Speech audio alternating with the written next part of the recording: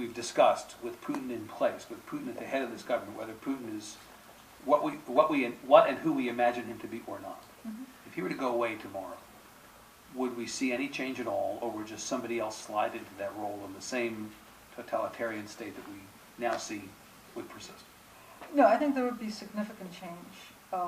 It's hard. I'm not terribly optimistic about what kind of change it would be, but there would be significant change for a couple of reasons. One of them, and actually, there's this great book that somehow I manage to plug this book every time that I talk about my book, because it's such because this question always comes up, and like there's no better book to read on the subject. But a book by Joshua Rubinstein that just came out in paperback called Last Days of Stalin. And it's an amazing book because it documents how, first of all, Stalin was planning to live forever, so there was no succession plan. And so he dies, and there's this mad scramble.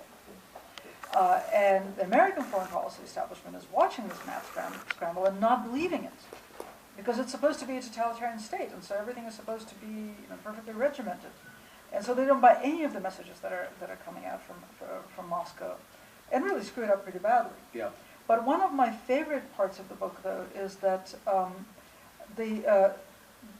again in Washington, they really were afraid that when Stalin died, the hardliners might take over. and we hear that about Putin a lot, right? So it kind of puts that whole trope into perspective. But so I think what would happen if Putin disappeared tomorrow would be a mad scramble. Yeah.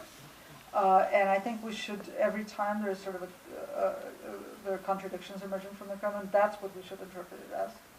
I don't think that Russia is likely to stay in its current borders past Putin, just because he's created so much. I mean, there is a lot of tension going in, but he's created so much more tension by the pressure that's been exerted on the constituent parts of the Russian Federation, that I think that the moment there's disarray in the capital, it's going to start splitting apart at the seams. And any hope that I do have is actually for the parts that break off, because those are the parts that have a chance of creating a new story, right? And of somehow saying, that was then, this is now. That was then, this is us. It's worked for the Baltic states, which have a very clear story to tell. Yeah.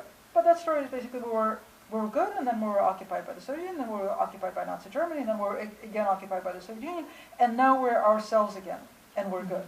Yeah. And so anybody who can tell that kind of story and other Soviet terror maybe has a chance.